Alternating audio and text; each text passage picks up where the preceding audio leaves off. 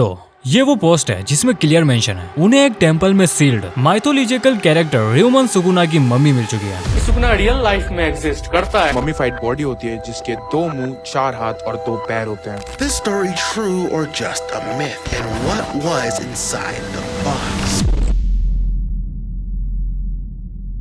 बचपन में हमने कई सारे मिथिकल क्रिएचर्स और अर्बन लेजेंड्स की कहानियां सुनी है एंड उन कहानियों को सुनने के बाद भी हम चैन की नींद सो जाते थे बिकॉज एंड में हमें पता चल जाता था वो मिथिकल क्रिएचर क्या था, वो कहां से आया था एंड वो अब कहां है। सो सेटिस्फाई ना। एंड बस यही फर्क है रियलिटी और माइथोलॉजी की कहानियों में, क्योंकि कुछ साल पहले एक न्यूज आई थी जहाँ एक डिमोलिश टेम्पल के कंस्ट्रक्शन साइट पर वर्कर्स मिस्टीरियस तरीके से बीमार हो रहे थे, जिसमें से 4 लोग मारे भी गए एंड एक आज तक मेंटल हॉस्पिटल में। और इन सब चीजों में 2 चीज कॉमन थी, वो सब मरने और बीमार होने वाले उसी साइड के वर्कर्स थे और उनके साथ अजीब अजीब चीजें हो रही थी। कभी अचानक से पैरों में कील घुस जाना और काम करते वक्त उन पर किसी चीज का गिर जाना। एंड इन सब चीजों को देखकर लग रहा था उन्हें किसी चीज ने कर्स कर दिया था। एंड सेकंड चीज, ये सब वही लोग थे जिन्होंने र्यूमन सुकुना के सील्ड बॉक्स को खोला था ना। मैं हूँ एनी, मुझे पसंद है एनिमे और मांगा के साथ उनसे रिलेटेड स्ट्रेंज, डार्क, मिस्टीरियस चीजें। एंड इसी वजह से आज मैं तुम्हें बताऊंगा उस न्यूज के बारे में जो लोगों में फैल रही है। क्या सच में सुकुना की मम्मी एग्जिस्ट करती है? हाँ, तो वो कहाँ है? ये जो तुम देख रहे हो ये सब यहीं से स्टार्ट होता है। साल था 2005। जापान के इवातो प्रीफेक्चर में एक टेम्पल डिमोलिश हो रहा था एंड उसी कंस्ट्रक्शन साइट से 3 से 4 फीट का एक बॉक्स मिलता है जो सील्ड था एंड उस पर लिखा था Taisho era July month Ryomen Sukuna sealed here. And इस टैग को पढ़ने के बाद वो वर्कर्स उस बॉक्स को साइड में रख देते हैं और पास ही के एक प्रिस्ट से कांटेक्ट करते हैं एंड वो प्रिस्ट बस यही कहता है, do not open this box. लेकिन फिर भी उस कंस्ट्रक्शन साइट पर पार्ट टाइम काम करने वाले 2 चाइनीज लड़के उस बॉक्स को खोल देते हैं एंड वो देखते हैं एक मम्मी को जिसके 2 फेस, 4 हाथ और 2 पैर थे। एंड इसे देखकर वो शॉक हो जाते हैं, जिसमें से एक की तो हार्ट अटैक से मौत भी हो जाती है एंड दूसरा मेंटल हॉस्पिटल में पहुंच जाता है। वहीं 3 लोग डीप स्लीप में जाकर मर जाते हैं। एंड इस वक्त तक प्रिस्ट भी उस जगह आ चुके होते हैं और कहते हैं, मैंने तुम्हें समझाया था इस बॉक्स को ओपन मत करना। अब मैं उन लोगों को तो वापस जिंदा नहीं कर सकता हूँ, लेकिन तुम लोगों को एग्जॉस्ट कर देता हूँ। एंड अब मुझे एक चीज समझ नहीं आती है, जब तुमसे कोई कहता है उसे खोलना नहीं है तो लोग उसे खोलते क्यों है? क्या वो हॉरर, मांगा और मूवीज नहीं देखते हैं जहाँ कुछ लोग मिलकर ऐसे ही पूरी दुनिया के लगा देते हैं? बट तुम टेंशन मत लो, हमारी दुनिया के साथ ऐसा कुछ नहीं होने वाला। वो प्रीस्ट उस बॉक्स को वापस से सील्ड कर क्योटो के किसी टेंपल में ट्रांसफर कर देता है एंड इसकी लोकेशन आज किसी के पास नहीं है। और ऐसे र्यूमन सुकुना की मम्मी हम लोगों से छुपा दी जाती है। बट इसके बाद पता चलती है बिजार थिंग्स। तो सुकुना की मम्मी को ले जाने के बाद भी वो कर्स उसी कंस्ट्रक्शन साइट पर लगा रहा, जिससे वहाँ पर कुछ ना कुछ होने लगा। एंड इसी में एक वर्कर के पाँव में कील घुस जाती है, जिसे बाद में 7 टाके भी आते हैं। एंड वो फिर से उसी प्रिस्ट से कांटेक्ट करने की कोशिश करता है, बट वो फेल हो जाता है। एंड आगे चलकर वो फाइनली प्रिस्ट के बेटे से बात कर पाता है और फिर जो उससे पता चलता है उसे सुनकर उसका दिमाग खराब हो जाता है।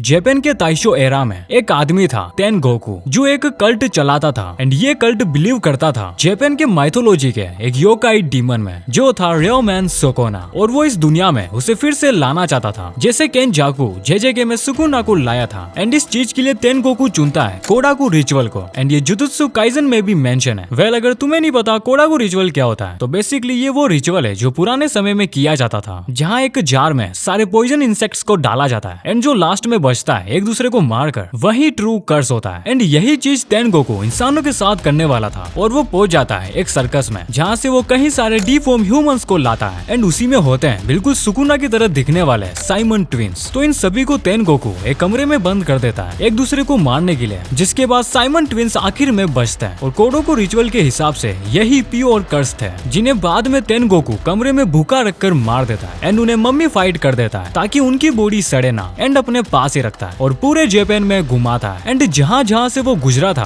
वहाँ वहाँ डिस्ट्रक्शन होने लगी, जिनमें से मेन ये थी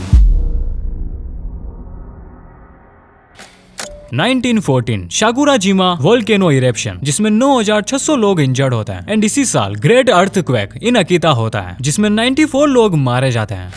और फिर फेंग चेंग कोल माइन में भी एक एक्सप्लोजन होता है, जिसमें 687 लोग अपनी जान गंवाते हैं।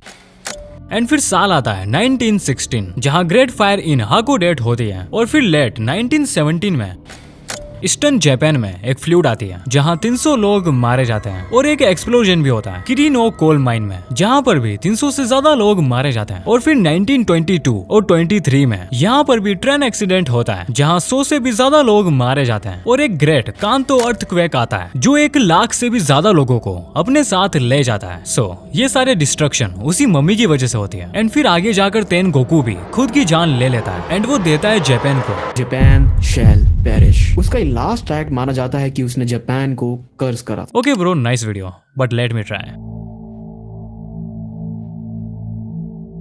नाउ। तो आखिर सच क्या है? वेल होनेस्टली आई थिंक ये कोई रियल इंसिडेंट नहीं था एंड द रीजन इज मुझे इससे रिलेटेड कोई भी न्यूज और आर्टिकल्स नहीं मिले और न ही किसी ट्रस्टेड वेबसाइट ने इस पर कोई पोस्ट की है एंड मुझे वो पोस्ट भी नहीं मिली जहाँ से ये सब स्टार्ट हुआ था क्योंकि अब 2 चेन 5 चेन में बदल चुका है जिससे मैं एक्सेस कर ही नहीं पा रहा हूँ। एंड लिटरली ये एक हार्ड एविडेंस है जो मैं तुम्हें बता रहा हूँ। आई मीन तुम ही सोचो कितना आसान है एक फेमस चीज से रिलेटेड अफवाहों को फैलाना। सो सिंपली ये बस एक हॉक्स है जिसे जुजुत्सु काइजन के कुछ फैंस सच मान चुके हैं। वो सब पागल है। तो उन्हें ऐसी कोई सुकुना की मम्मी नहीं मिली थी एंड ऐसी कोई मम्मी कभी थी ही नहीं।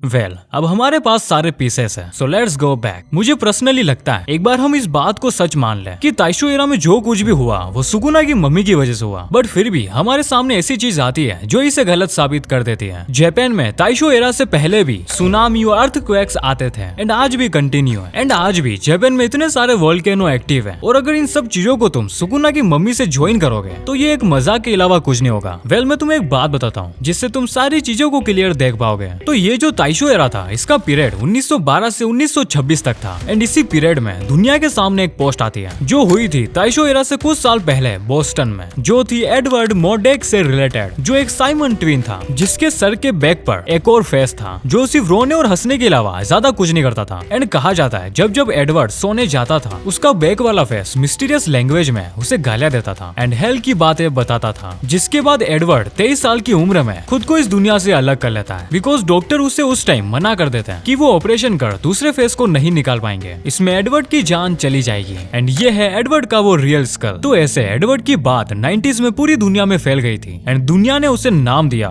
Devil twins. And may be जो ताइशो एरा की बात है वो इससे जुड़ी है। वैसे भी रेउमन सुकुना कोई इविल पर्सन नहीं था। उसने अपने गांव को एक ड्रैगन से बचाया था एंड एक टेंपल भी बनाया। बस उसे बुरा इसलिए बताया गया क्योंकि वो एम्परर के खिलाफ खड़ा था। एंड तुम्हें ये चीज अच्छे से पता है जब अगर तुम सत्ता गिराने चले तो सरकार नहीं तुम्हारे कपड़े गिरेंगे। वेल इस इंसिडेंट के अराउंड कुछ थ्योरीज भी है जिसमें ताइशो एरा में ऐसा कुछ करने की कोशिश तो की थी पर वो कर नहीं पाए एंड इन्हीं सब चीजों को फिर से ट्राई किया 2005 में एंड वो इस बार पूरा होने ही वाला था लेकिन उससे पहले ये बात बाहर निकल गई एंड इसी को दबाने के लिए उन्होंने डिमोलिश टेंपल की कहानी फैला दी कि उन्होंने रेउमन सुकुना की मम्मी ढूंढ ली है एंड वो और कोई साइमन ट्विंस है जिन्हें एक रिचुअल के थ्रू सुकुना बनाया गया जबकि ये चीज वो खुद कर रहे थे। And seriously there was a mummy. And main question तो ये है क्या ऐसी चीजें हम एक रिचुअल से कर सकते हैं? वेल होनेस्टली मुझे लगता है ऐसा कुछ हो सकता है एंड आगे जाकर इसके बारे में हमें पता भी चल जाएगा। एंड आई जस्ट वेटिंग ये चीज एक बार फिर से होगी। मुझे नहीं पता उस वक्त पूरी दुनिया में क्या होगा लेकिन मुझे पता है मैं क्या करूंगा, उस पर वीडियो बनाऊंगा।